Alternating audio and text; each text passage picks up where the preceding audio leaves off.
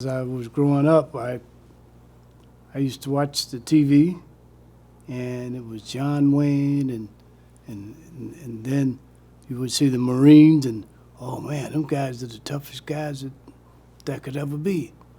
So as I went on, it was my desire to become a Marine. And then when Vietnam started, there was no doubt in my mind, I'm going, you know. So I enlisted, I think I was 17, and I was young. I was still in high school. I went to my mom and to sign for me. No. So I signed up, and the guy told me, when you become 18, you come back. I did. So, only a few months after I got out of high school, I was off to the Marine Corps. Once I got to the Marine Corps, there was no doubt about where I was going. Vietnam was at its height, so Charles had to go. He had to be that Marine, and I did. I went there. I was, I was not a teenager where I stayed in trouble all the time or anything like that, but I was mischievous. I was willing to adventure and, be adventurous and find out what this was like or that was like. But back then we had gangs, and my mom wasn't allowing anything like that. So my selection of friends were guys that, just weren't into everything. But my highlight on being a teenager was getting through everything where I could go to the Marine Corps. My training was actually what's called Atlasman, 0351, which entailed rockets, machine guns, 106 recoilless rifles, and of course a regular foot Marine. Yeah. And and once I got to Vietnam, that's what I did. Back then, was back in the 60s, and there was a lot of animosity, a lot of racism at the time. But once you were together in Marine Corps training, and once you got out in the field, definitely, you were bonded. There was no color or variation or anything like that, because one depended on the other. And our patrols, our patrols were just so precise that, one could look off at the other and know what you meant, and in that you became a family. We were all in different holes, different foxholes inside of the compound. And we received mail from home. And one of my best buddies was in his hole, and what they would do is they would be in a hole with a tent over it and a candle. And to receive your mail, they would call out your name. You'd run from your hole to the mail person's hole, get your mail, and run back to the hole. Well, one of my best buddies, John, ran out. They called his name. He ran out, got his mail, and boom, he was okay. They saw another letter for John. Called his name again. He ran out, and when John was running toward the hole, the mail hole, the sniper hit him, first hit. John dropped, and the sniper was so precise that every time one of us got ready to go out and try to, retrieve John, he would boom, boom, boom, just hit so close to you, you had to turn and run back. Well, we finally did. We ran out to go get John. John hadn't died from the first shot. We ran out to get John. The sniper realized we was going out to get him. He hit John again. This one was in the head. And, and he fired all around us. We couldn't get to John's body. We had run back, and we didn't get John until the next day, the following day. And like I said, family, we were like family. Apparently, when they sent John's mom a notice that he had been killed, she wrote to me. And that was one of the most heartening things that I had to do in the Marine Corps, was to write back to her, because she wanted to know where was I. John and I were so close, she wanted to know where was I, that John got killed and I didn't. The first firefight that we got into, was I afraid? Yes, I was. I mean, I literally wanted to call for Mom to come and get me, Mom. And bullets were just somewhere everywhere. It was an experience that you never forget. You never forget. And people around you just dropping and dying, and you hear yelling and, crying out, and it was horrifying. It was horrifying. But that initial firefight taught me that, it's you or them. It's either you or them. And once you learn that aspect, you protected yourself in a manner that, a mother hen would protect her chick. Nothing was going to, hurt you again. But that was not true, because as you went on, you were hurt time and time again. You never lost that fear. You never lose it, because you know that every step you took might have been your last step. Every bush you go through, a trap might have been set where, it would be your last time. So you never left that fear, because if you did and felt that you were invincible, it's crazy. It's absolutely crazy. I did 2 tours. Total of, my first tour was like 8 months, I believe, about 8 months. Then I got hit in my leg, and I was out.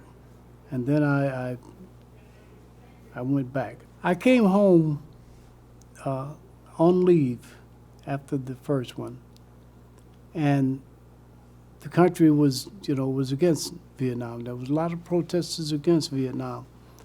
And when I came home on leave, I was coming through the airport, and I was called names, and I was in uniform. I was called names and whatnot. And quite naturally, after going over there and experiencing what you have, I didn't like it at all. In fact, while I was home on leave, I stayed into different fights, because I was not going to accept you calling me baby killers and whatnot. And here I am somewhere else defending our country, so that this would not come and sit in your lap. But yet when I come home to take a little rest, I've got to fight my own people. And that occurred so many times that one time I was locked up. I got locked up for fighting, and I fought several times defending what I felt was, the right for us to be able to do what we want to here at home. And so I told to my mom, I said, Mom, I can't deal with this. I'm going back to Vietnam. I said, because there, if I kill somebody, it's okay. It's justified. But I said, the people here are acting so crazy, and I keep getting into fights that if that happens again, I'll be locked up. I'll be locked up for a lifetime for something that I believed in. I can kind of sympathize with what they're saying, because, I have children and grandchildren, and in fact, great-grandchildren.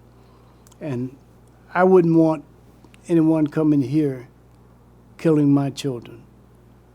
But all at the same time, us going there was to keep them from coming here. Because, you know, it's like a glass of water sitting on a hill. Once you knock it over, it just continues to run and run and run, you know. And so what was happening there eventually would venture down or to the United States. So it had to be stopped then and there in order to keep it from spreading.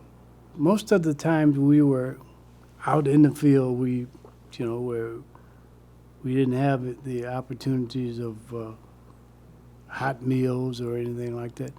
But the Navy Seabees came to Da Nang, and they built a compound area.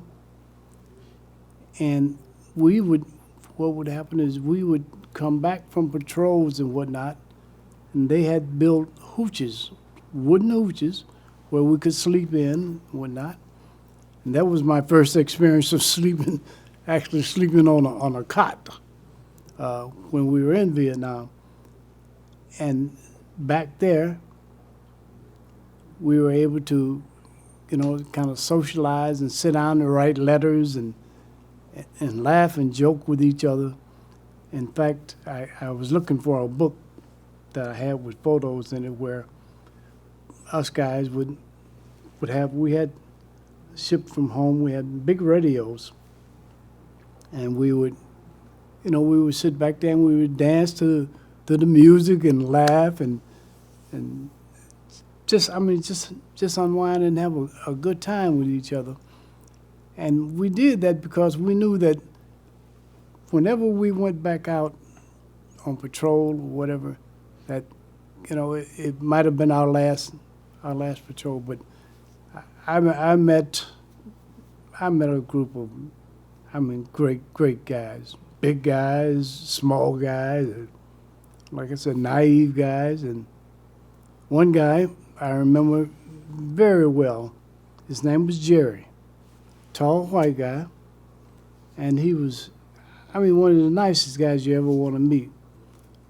Well, Jerry wound up being killed something like 2 days after we were relaxing one day. We went out on patrol, and Jerry was what you call the point man, the person in front. Jerry was the point, and we got hit by the Viet Cong. And Jerry hollered out to us. We all took cover and whatnot, but we had to move. We had to advance toward the shots. And little did we know during the process that there was another platoon of Marines coming toward us. So the two squads of Marines were coming toward each other, but the Viet Cong that was shooting at us was basically almost in the middle of us. Well, Jerry, our point man, and the second squad that was coming toward us, they were firing as well. But we both were advancing toward each other. Well, Jerry shot and killed their point. He shot and killed the Marine Corps point. And right there in the middle of the gunfire, Jerry just, after realizing what had happened, he literally just passed out. From the hurt of killing another Marine. And it was just terrifying. It was terrifying, and it was, I think, more painful than somebody shooting a bullet into you, to shoot another supportive Marine.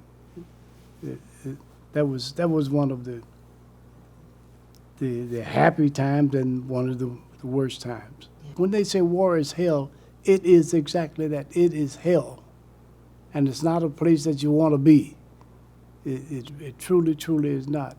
I can remember when I came home, I can remember I lived with my aunt and uncle for a while.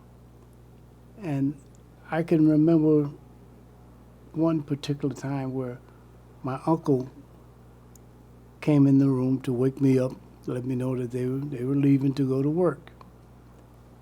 I'm laying in the bed, and I remember this as just as clear as it was yesterday.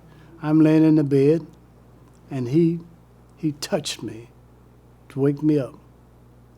And in touching me, it scared the life out of me. You know, you're in a mode where, a defensive mode where you're still in that combat zone.